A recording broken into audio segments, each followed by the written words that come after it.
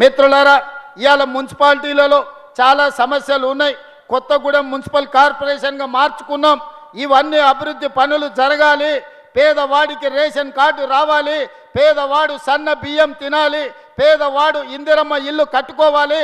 21,000 కోట్ల రూపాయలు 25,35,000 మంది రైతులకు రైతు రుణమాఫీ జరిగి ఈరోజు రైతు కనీసం మద్దతు ధరనే కాదు, ఆనాడు ఒరేస్తే ఊరేసుకున్నట్టే అని ఆయన చెప్పిండు.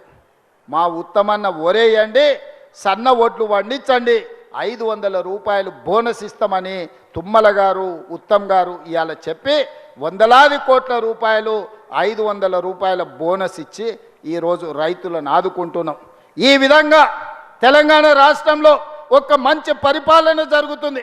నిరుద్యోగ యువకులకు ఈ 2 సంవత్సరాలలో 70,000 ప్రభుత్వ ఉద్యోగ నియామక పత్రాలు అందించి ఆ 70,000 నిరుద్యోగ యువకులే కాదు, వాళ్ళ తల్లిదండ్రుల కళ్ళల్లో ఆనందాన్ని, తమ పిల్లలు సాధించిన విజయాన్ని ఆ కళ్ళల్లో చూసి ఆ ఆనందంలో మేము భాగస్వాములమైనం.